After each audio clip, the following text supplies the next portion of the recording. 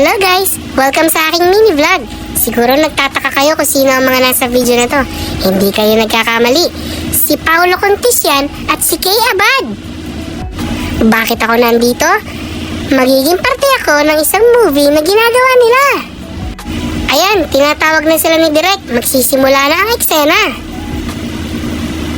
Eto nga pala si Direk at ayan na si Kay. Dumarating na.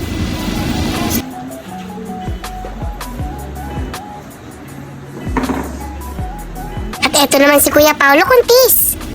Ayan, nag-i-internalize na ang mga artista para sa isang magaganap na napakalaking eksena.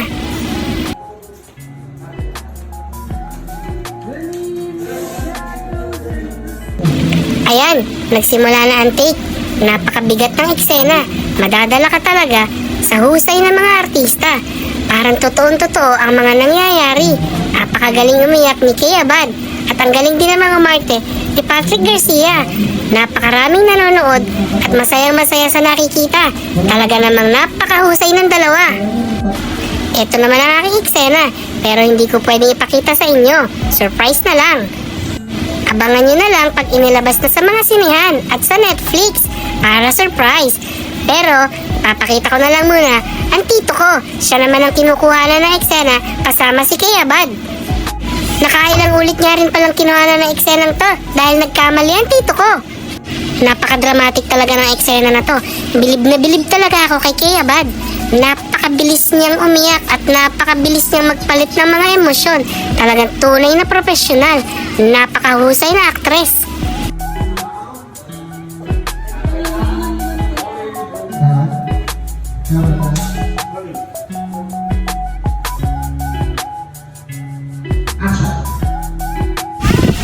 Matigas na matigas ang tito ko. Wala siyang kagalaw-galaw na para bang isang estatwa. Kaya kinat ng direktor at ipinaulit ang eksena. Tingnan niyo, napakatigas niya. Para siyang estatwang itinayo doon na walang kagalaw-galaw. Sayang naman ang acting ni Kay Abad. Bigay na bigay pa naman. Hanggang dito na lang muna. Bawal kasi namin ipakita ang mga ibang eksena. Talagang pa konti-konti lang. Dahil pinagbawalan kami.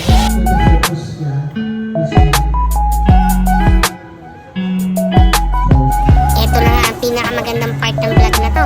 Nilalasap ko na ang katas ng pinag-artistahan ko. Napakasarap talaga ng chicken dito sa Peppa Wings. Dito yan sa DV Mart Cabanatuan.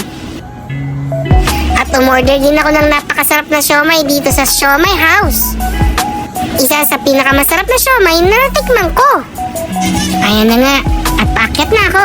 Mamimili ako ng mga laruan na ipapasalubong ko sa kapatid ko. Samahan niyo ako at tingnan ang iba't ibang mga mabibiling laruan dito sa DV Mart. Nagulat nga ako pag paakyat ko. Ang sumalubong sa akin ay arcade. Napakarami talagang laruan dito. Napakaraming pagpipilian. Ang gaganda na at ang mura pa. Hindi ko tuloy malaman kung anong bibiling ko.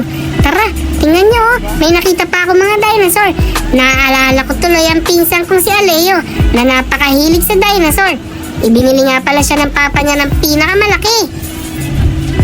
Wala pa nga ako napipiling laruan sa punto na to. Nahihirapan ako magdesisyon kung anong bibiling ko. Ito naman ang binili ng tito ko para sa pinsang ko na si Aleo.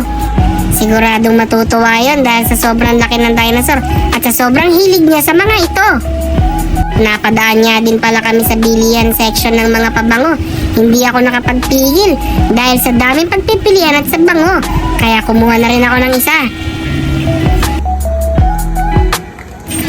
Napakarami kong nakita mga tools.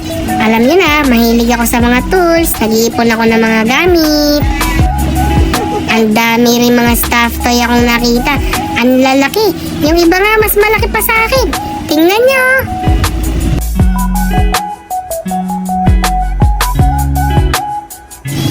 Ang dami rin bola para sa iba't ibang sports. Nakikita niyo ba nakikita ko? Para sa mga ading kong maliliit. Sigurado magugustuhan nila dito. Ito na nga ang arcade section. Ito talaga ang gusto ko dito. Sinubukan ko agad ang pinakabagong racing game nila. At ayun na nga, enjoy na enjoy ako. Ang sarap laruin. Siguradong babalik-balikan ko to.